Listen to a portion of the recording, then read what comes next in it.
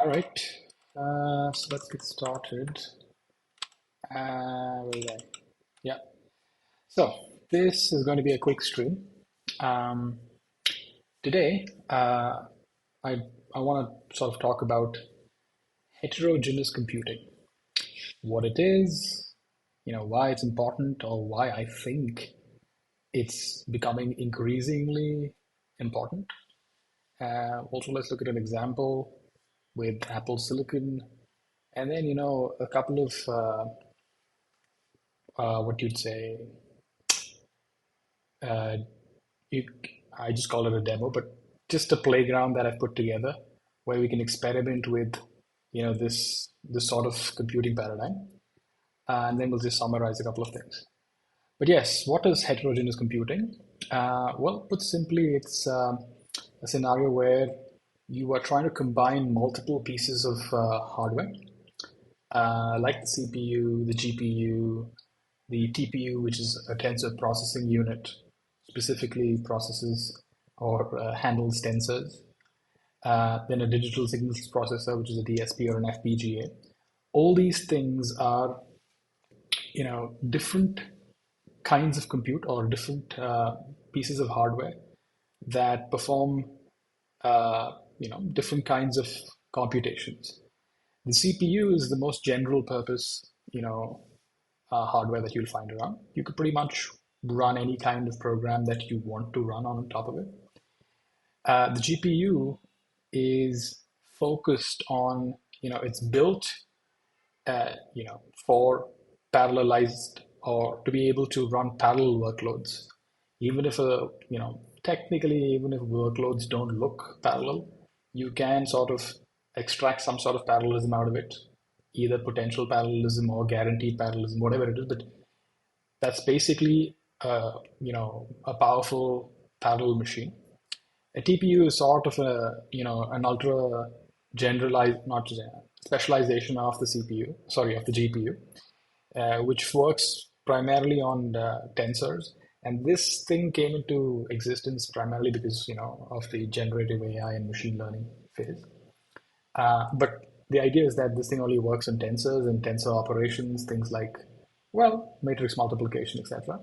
Um, but a TPU is actually much more, uh, you know, much faster when compared to a GPU when you talk specifically about machine learning workloads because they're built around those primitives, those hardware primitives.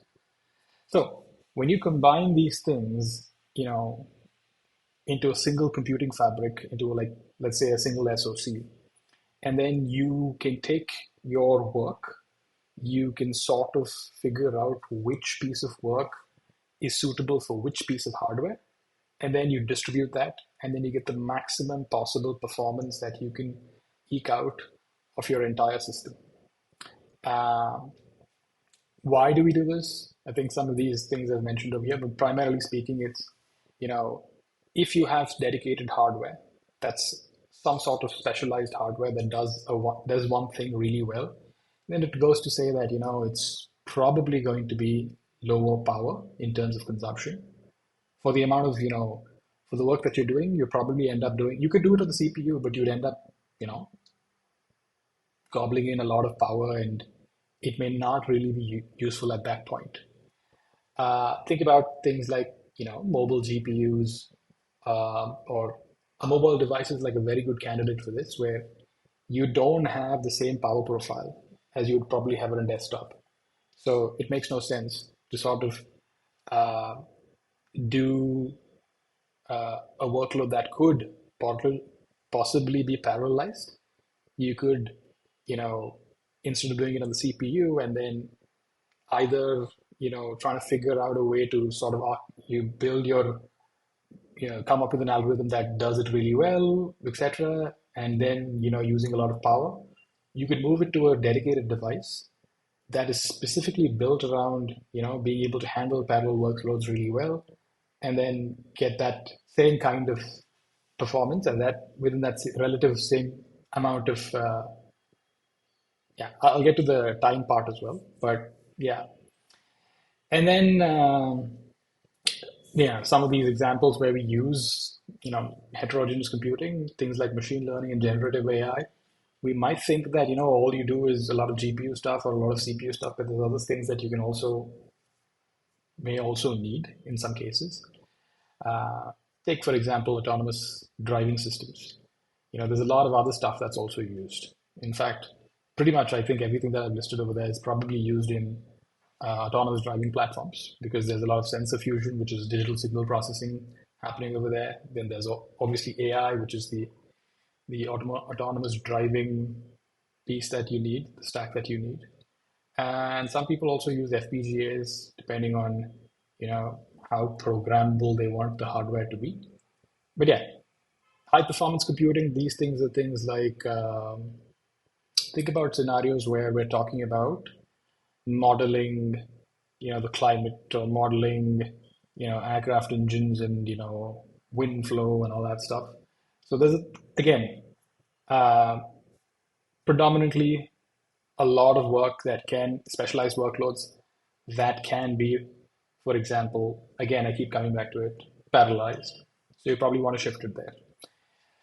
Um, Now, a good example of this that we're not going to be dealing with a lot of this stuff when we talk about heterogeneous computing because it's usually baked into a device. For example, I've talked about autonomous driving systems. I've talked about airplane, design and those kind of modeling, uh, the modeling infrastructure that's required for that.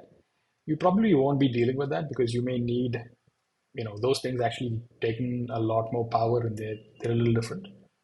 But what you do have access to, at least in today's world, is you have something access to like your own smartphones and laptops. And the Apple Silicon is one good example of this, where it integrates obviously the CPU, the GPU, it's got a DSP, it's also got an NPU, which is nothing but a TPU in many ways, all onto a single chip or a single SoC. And we could actually leverage that to see how much, what does this feel like when you start working on this. I'll get to the part where why I'm doing all of this, or why I'm exploring the heterogeneous computing piece. But actually, let's take look at a quick demo. So, yeah, so this is pretty much a simple playground that I've been working on. So as I said, it's a playground for experimenting with Apple Silicon GPUs, and obviously everything I work on is Rust. So Metal RS is a crate that's available. This is basically a wrapper around the Objective-C API. Apple has so Apple is not doing anything with Rust at this point, at least for its GPUs. But yeah, so that's available. And my goal was to see how we can leverage the GPU not for things like graphics and stuff, but how do you actually run compute kernels on it? What's involved in there? And many new frameworks that are being launched in the Rust ecosystem, things like Burn, things like Candle, etc. They're all, if they're going to be targeting Apple Silicon, they are going to end up writing compute kernels. So that's one of the areas that I'm most interested in. Things like the computation graphs that are being built, which inevitably, that entire computation graph that is built in a machine, as the output of a machine learning exercise, that will generally, people will try to optimize that. And some portion of that, a lot of that workload, or a lot of the operations in that computational graph will probably move to the GPU. So just trying to understand those pieces. But before I did that, I want to understand how you work with, uh, how do you launch kernels on the GPU on an Apple GPU using Apple's, very own Metal framework. So let's just look at that. Um so effectively, it's quite simple actually. The tools that are available, you're supposed to run this command line utility called metal and metal lib, which means, so let me explain that as well, because, so the first things first, the code that you write that gets to run on the GPU, uh, it's not, a language that it's not like C or C++ or even for that matter Rust. I would love it if it was, but that's not the case. But it's actually a language called metal shading language. It's nothing but a version of C++ with some attributes and some extra add-ons to it. But it looks very much like C++, and that's oh wait, that's what it is. So you write your shader code. I keep calling it shader code, but you can just whenever I say shader, you can sort of replace that with GPU code. Um, so you write your shader code in the metal shading language. Then you compile it. You compile it with uh, with these commands. And finally, what you get is a metal lib library. So this particular piece, the first one that you do, the first command, which is metal, the utility, then you run, it produces an intermediate representation called .air. Um, Now that's actually LLVM code. But again, there's another step for the metal driver to actually pick it up. That's why you've got the from the .air to the metal lib. Um, this is also LLVM, but it's got a little bit of a wrapper on top of it. We can look at it, maybe if we continue to do this series. But yeah, so that's the compilation step. It's just two steps. You go ahead and take your code that you've written, and you run it through these utilities, and this is basically a compiler. And you get the code that you need that you can directly hand over to the GPU driver for it to, schedule it and get it to run, etc. Now, what we're interested in is how do we do that? The Metal framework is, I said, it's pretty much an Apple provided framework. It's a bunch of APIs that you can use to work with the GPU. It's for both, for rendering as well as compute. And now some other stuff that I wanted to talk about. So the way Apple's Metal framework works, it's actually something that's very interesting. Um, it's not like CUDA. CUDA is NVIDIA's proprietary framework for working with its GPUs. And when I keep saying CUDA, people, it's not just the language. Obviously, that's also a C-like language, etc. But there's all the other stuff that makes up CUDA, the infrastructure, the tooling, and all that stuff. That's not important. But the thing about CUDA is it's a single source file. That means the code that you write, the piece that the CPU needs to run, and the piece that the GPU needs to run are sort of bundled into one source file, and then the CUDA compiler compiles it. In Metal, that's not the case. That's why you could leverage something like Rust to launch a GPU kernel. And I'll sort of walk us through how that happens. In Metal, what's actually happening is you write your, host code, which is code that runs on the CPU, in pretty much any language that you want. I guess depending on whether bindings are available. Apple only provides things like Swift and Objective-C APIs. And I think it also has a C++ API to sort of work with Metal. But since the community is already working on something called Web GPU, there's a crate called MetalRS, which provides bindings on top of the Objective-C crate. Sorry, the Objective-C API. Yeah, I think it's the Objective-C API. Yeah. And then, so you use Rust to sort of configure the state of the GPU before you hand the GPU your, work. Your work is usually a command, and your work is encapsulated within a command and handed over to the GPU, actually to the GPU's queue, and and then you let the GPU do its work, right? So that entire process is what we're going to walk through and see how that works.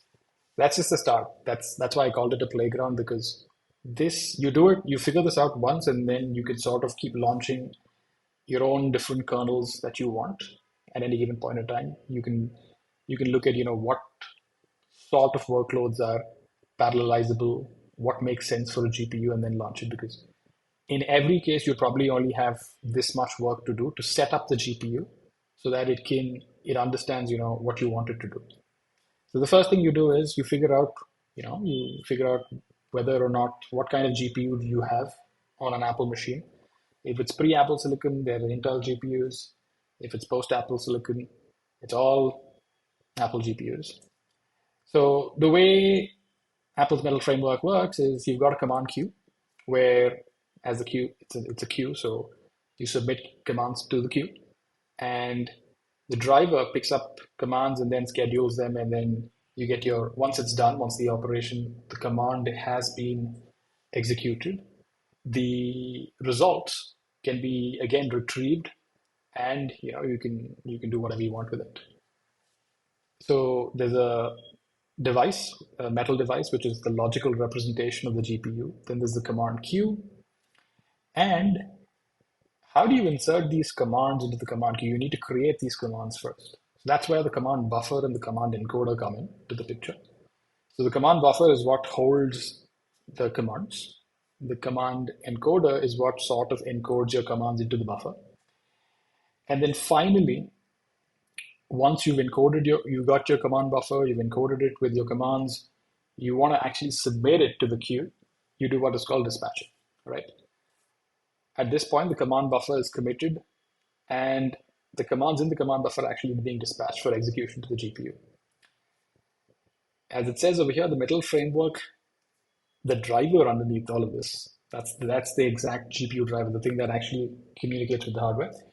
It handles all the communication between the application and the GPU. So you don't really need to know about that part, all right? Of course, if you were building your own SoC and then you wanted to build a GPU, yeah, you pretty much need to write your own drivers. And yeah, the way these drivers work will determine the performance of your machine, all that stuff. Great. But let's just limit ourselves to this particular part. This synchronization part is something that I'll show you. But yeah, this is the thin API that developers need to know about when they're working with the Metal framework. And I'm only referring to things like the compute, being able to launch compute kernels, not the rendering part. Okay. Now, this is all not new. This is probably, if you look around, you'll be able to see that, you could do this in Swift, you could do this in C++, you could do this because this is the host code that's running on your host machine, which is the CPU, which is, your code is running on the CPU. It's going to be doing all of this stuff. All right. So let's just go quickly take a look at, what that looks like in code. So what I've got over here is, let me actually explain this. So this particular part, so every folder like dotprod and matmul, etc., they're all,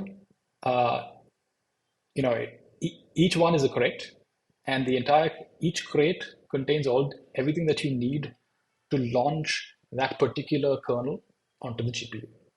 And we're going to look at matmul, which is basically matrix multiplication. So let's look at the cargo.toml file. You see that I've got a bunch of things over here. And I've also got metal here. So this is pretty much my metal RS bindings that I get, which I can use. Then I've got a bunch of other things, which mean stuff like rayon, etc. I'm trying to compare, GPU performance with the, if you were to parallelize your workload on the CPU, what's the difference? Like, are you getting better? How much better are you versus the GPU, or is the GPU still better? So those things are what, rayon's for. But in any case, let's look at matmul. So when you see this, the first thing I do is I've got an implementation for the CPU first. Okay, so before I run this, let me actually run this and show you, what that looks like, so that you know what to expect. Actually, you sort of got this here, but let me just run this. So I've already built all of this, so that's not a problem. So I've built my kernel. using those two command line utilities. And then you've already seen a little bit of the host code. I'm just going to do cargo run. This should pretty much launch the kernel, and then you get your output back. So this is going to take a while on the CPU, if you see. Right now, the CPU, we are actually doing a matrix multiplication on the CPU, and it's taking a long time. But if you look at something like the GPU, they're already done in a couple of milliseconds. So if I just used a naive matrix multiplication implementation on the GPU, which is this one, I'm spending about 13.74 milliseconds to do the actual computation. But there's also some amount of work involved in launching that kernel, which is about 50 milliseconds, etc. Then there is the tiled matrix multiplication, which is a variation of the naive matrix multiplication. This is again happening on the GPU, and you see that it's much lower again. Now you're at 10 milliseconds, which is better. But this one, if I was to run it without me streaming and stuff, you probably see this drop to like 5 milliseconds, which is the fastest I've been able to get this. And now let's come to the matrix multiplication in the CPU. You see that that's 30 seconds. This is milliseconds and this is 30 seconds. All right. And then this is just, I'm just printing out the results.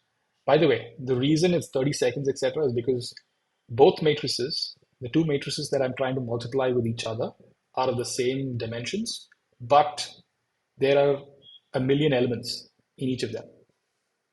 So the matrix, two matrices, a million elements each, 1024 elements by 1024 elements in the matrix. Two matrices, we're trying to multiply them.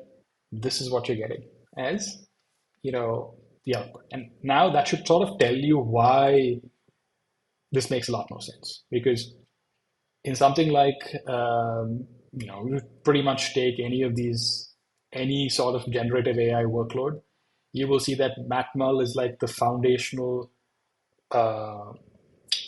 operation that is absolutely required. A lot of the stuff, be it in training or in inference, you'd sort of end up looking at this, right? So if you think about it, this is very important. And this is the kind of dramatic difference that you can see. By the way, I've also sort of, let me go to the actual website. So I've sort of done some like some measurements over here. So if you were to look at the README here, you'll see that the GPU speed up versus the CPU speed up. I hope this is bigger. So the GPU speed up versus the CPU implementation is about, say, 634 odd times faster than the naive GPU implementation. But if you looked at the tiled GPU implementation, that's the regular GPU implementation versus the tiled GPU implementation. The tiled GPU implementation is 7 times faster. And if you were to compare the tiled GPU implementation with that of a CPU, you are looking at something around 5,000 times faster in terms of this particular matrix multiplication computation. Okay. Now that should give you an idea of why compute is shifting to these areas, because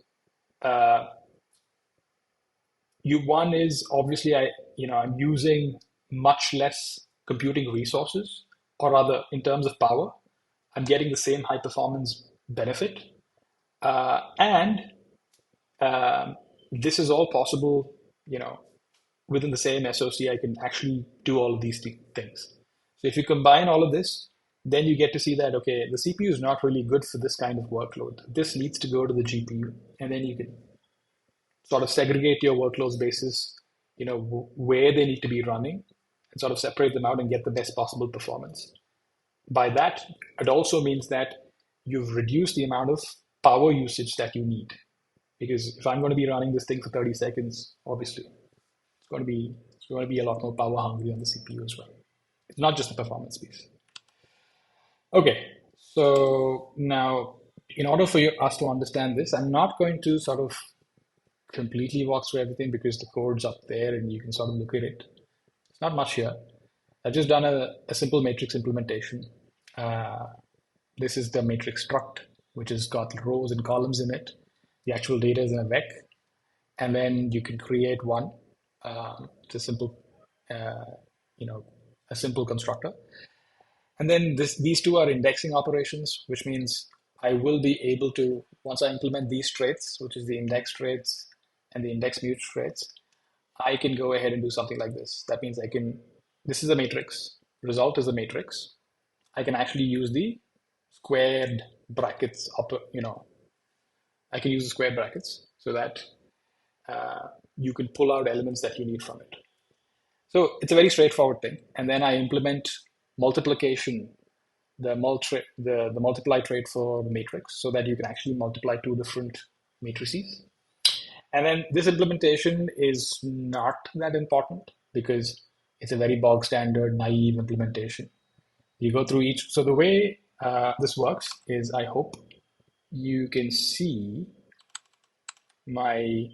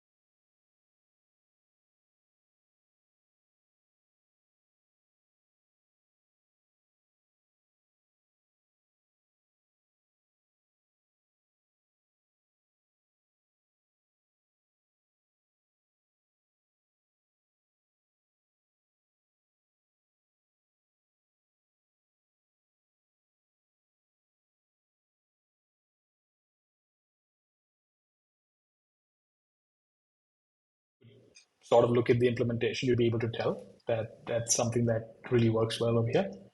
So this is the full Rust implementation that for a simple matrix multiplication, you could do this. Now, this is where inside this matmul function, I've implemented the GPU version of it, where we configure, we basically use the metal RS bindings. Then we configure the GPU to accept our commands and then launch the GPU code. Now, where is the GPU code? As I said, it's not exactly Rust. It's this particular thing. In the shaders folder, I've got matmul. So as you can see, it looks exactly like C++.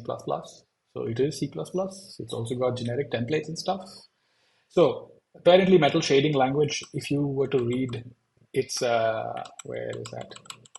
If you were to read its, what do you say, its documentation, you would find that,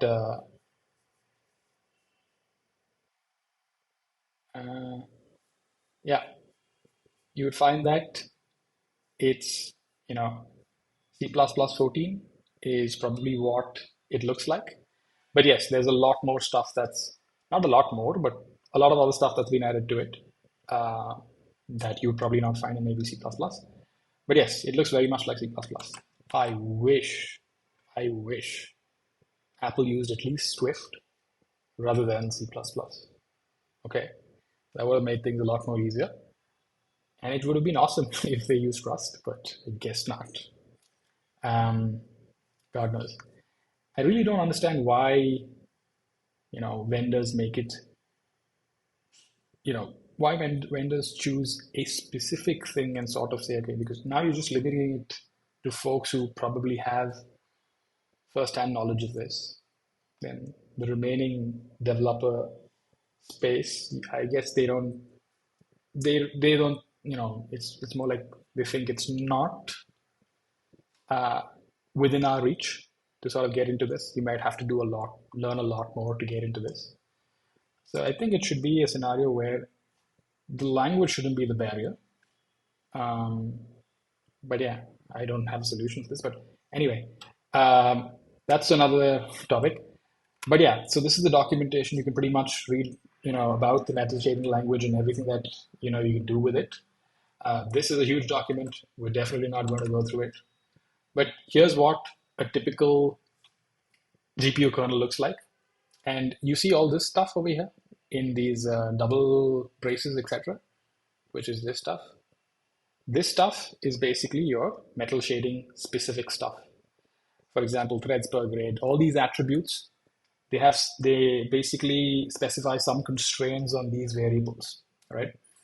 Um, will I mean maybe at a later point in time when if I do intend to continue this topic, we can have a longer discussion.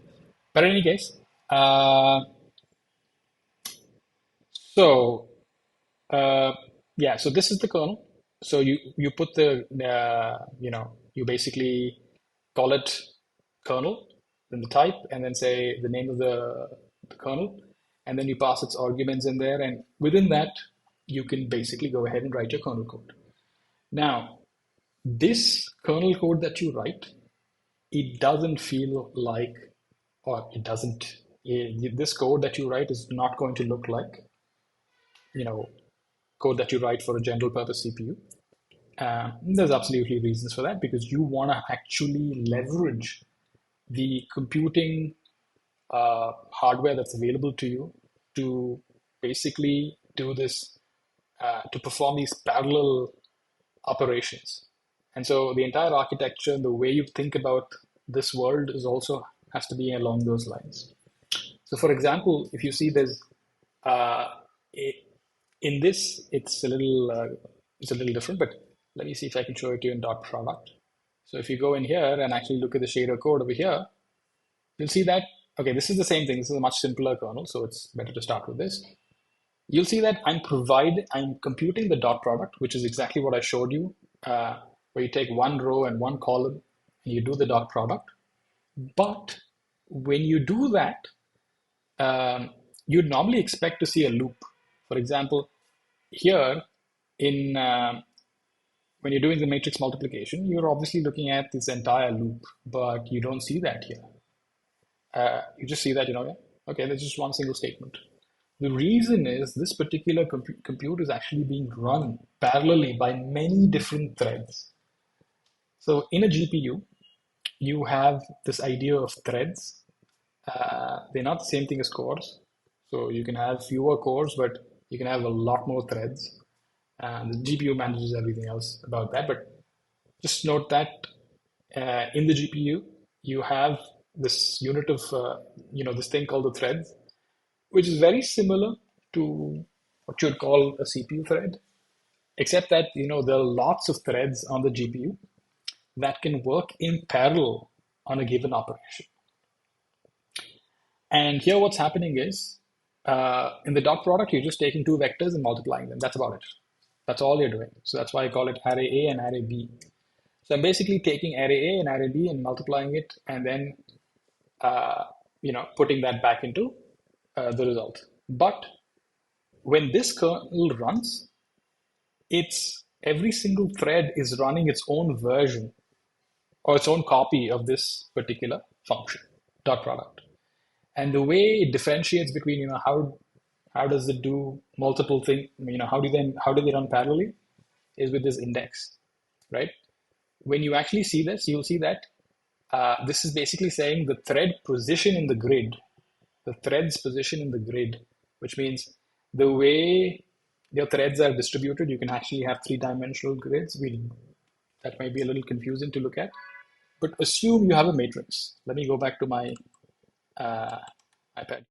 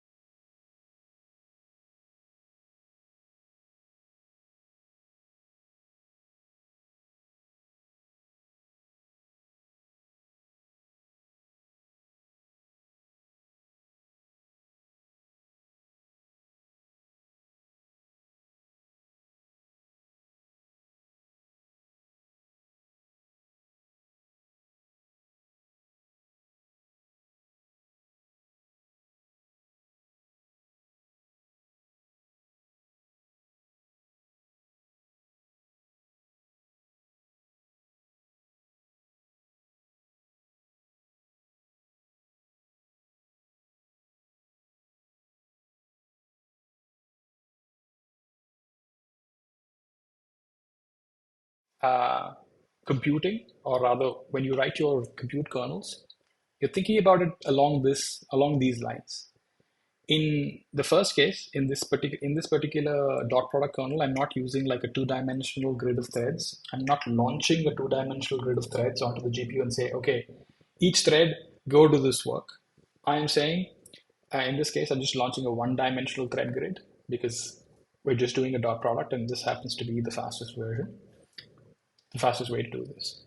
Whereas if you were to look at the matrix multiplication piece, you would see that I'm actually using a two-dimensional grid because there is a grid. The thread position in the grid is both got an x coordinate and a y coordinate, right? So it's not just a one-dimensional thing.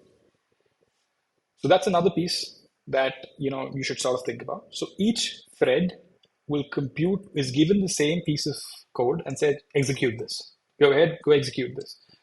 Now you need to start thinking about, okay, how do I actually, all I have is one thread and I'm supposed to tell it, okay, it needs to go do this work. But then there's going to be things like, you know, what, what should I work on? What kind of data? Is this data, um is this data shared by other threads?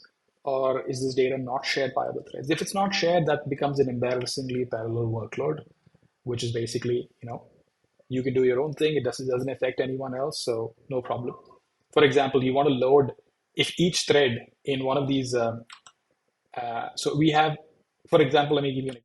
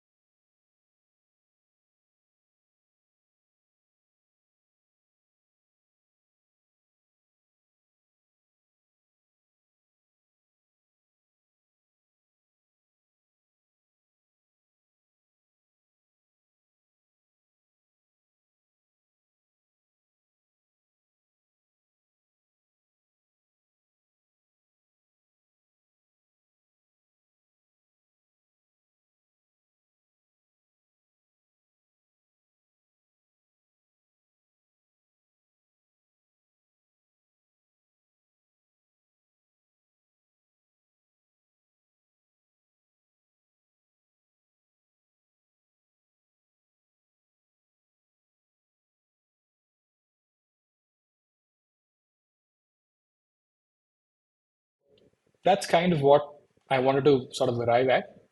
And I've got two versions of the kernels of the GPU matrix multiplication kernels.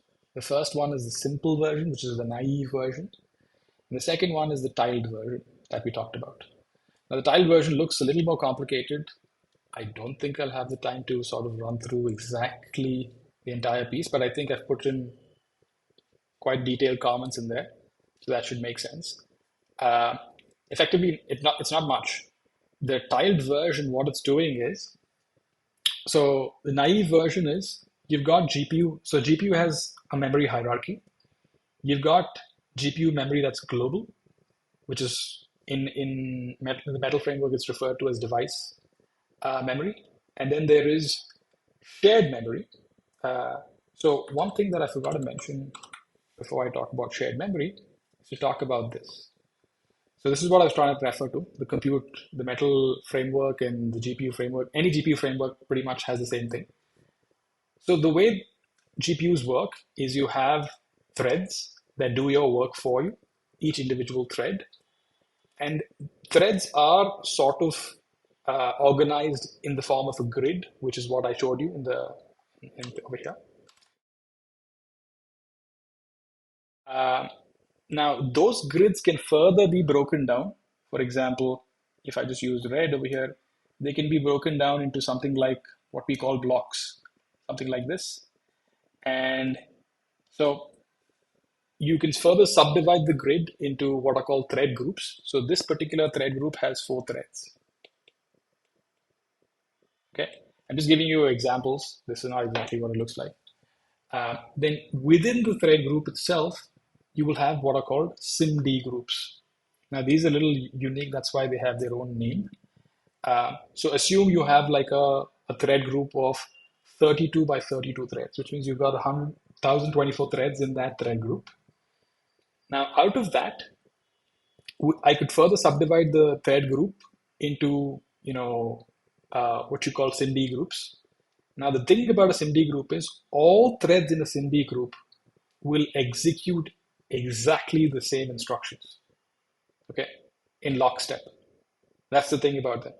So it's like a SIMD operation. That means it's a single instruction that's happening on multiple pieces of data, but all threads are doing the same thing, right? Effectively, this is what's happening at the lowest level in the, uh, you know, on GPU hardware.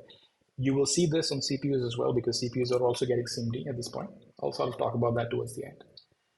Now, you can identify the position of your thread in the global grid or in the thread group, in the SIMD group. It doesn't matter. You can figure it out. That's what the whole indexing piece is. Now, the important thing over here is within a SIMD group, all of them are executing the exact same code concurrently, right? So if you put a lot of loops in your SIMD group, in your threads within a SIMD group, you could end up doing like it'll end up following. If, let's say if one thread takes the if branch and then fails and takes the else branch, they'll end up, you know, executing both branches. So that's what's called diverging. Um, and that's important to keep in mind when you sort of write your GPU kernels. Okay. So the thing that I was trying to come back to was within this particular tiled version, what's actually happening is we've got the global memory, we've got the shared memory. The shared memory is nothing but within a thread group of those 4, for example, here,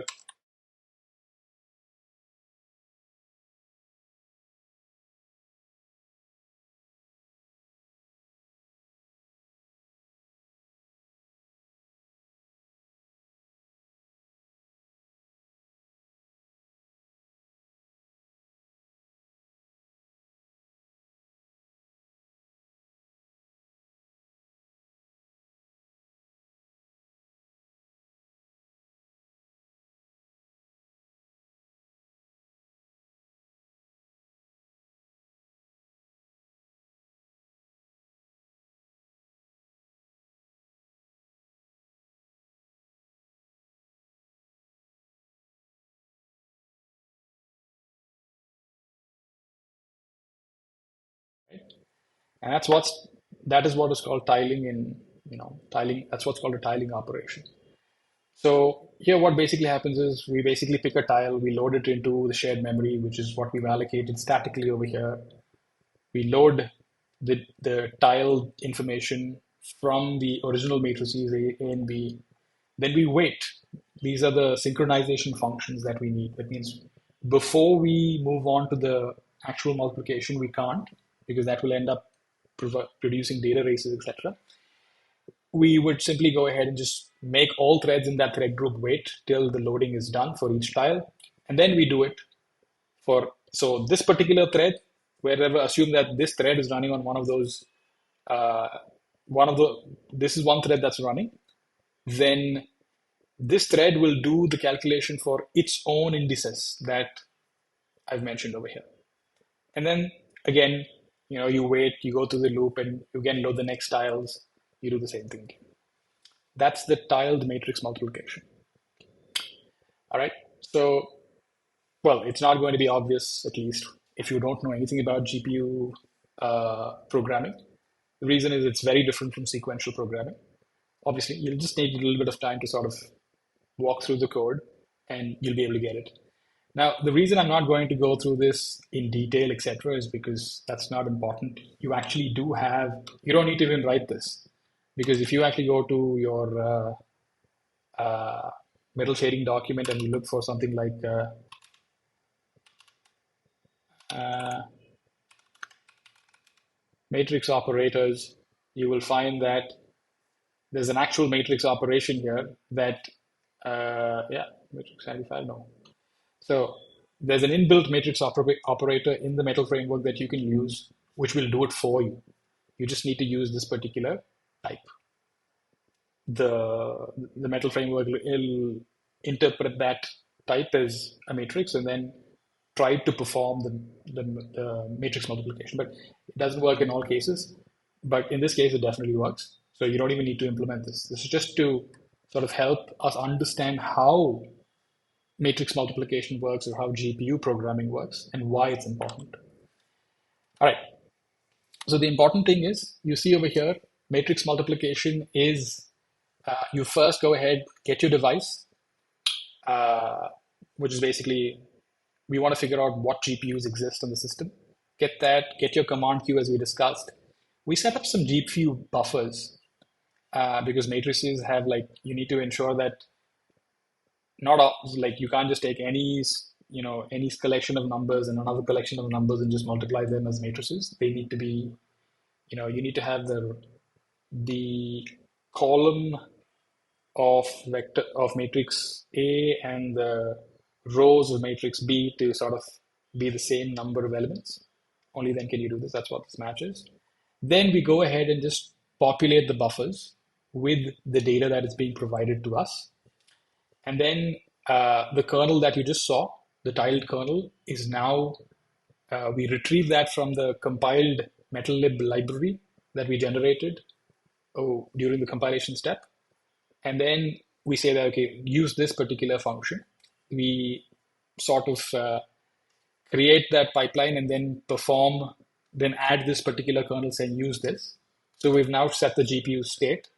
And then we create our command saying, okay, do the matrix multiplication. Here are the buffers. Here's the command state. Here's the pipeline state, all of that stuff. And then we figure out how many threads we want to launch. This entire thing is about thread launching. Okay, so this entire thing is about thread launching.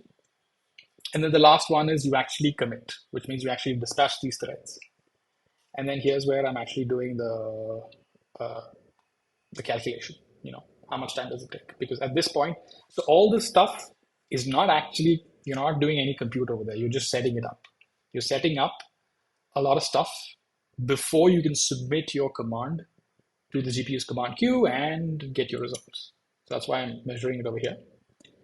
And then once I've measured that, once the operation is complete, I will go ahead and basically start reading the contents of the resultant matrix C in this case. And this is how I do it. There's obviously some unsafe over here, so that's something that you need to keep in mind. I think we can put some safety wrappers around this to ensure in most scenarios we can build a very safe API on this. But yeah, and then I'm doing some like when I'm launching the kernels, I need to like randomly generate a million elements, etc., all that stuff to be able to do this. So this is pretty much what I wanted to cover. And the reason I'm working on this, now let's come to that, is because I'm working on this machine learning and understanding computation graphs, the way they're being built, specifically in the context of machine learning models, etc. Because the final output is basically a large computation graph that you need to take and you need to pass it. You need to sort of optimize it and all of that. So I want to understand those pieces. And yeah, so I was looking at our options when it comes to how can we work with Rust in this context. I've been, looking around, asking the community to see if anybody's working on this, and I think there's work going on. So there's a question that I put out on the Rust forum, talking about Rust beyond just CPUs, and there's a lot of work there's a lot of things, different things that people are talking about. Uh, Rust is not per se, you know, on its way to saying, okay, heterogeneous computing is going to be a thing in Rust, etc. But there's enough interest. There's enough interest, and there's very particular reasons for that interest. Uh, a strongly typed language, a safer language, you can't pretty much you can't talk about safety in every aspect, but if there's benefits to incorporating some of the safety guarantees, that will also still be very, very beneficial. So all of this stuff will make sense. So that's why I'm trying to explore how do we do this in Rust. Now that's not to say that there's nothing happening. There's actually a project called Rust GPU, which is the if you read this thread, you'll probably know a lot more about all of the different projects that people are working on at this point. There's also a pure play, what do you call, compiler framework, which is also being built. I'll talk about compilers right now.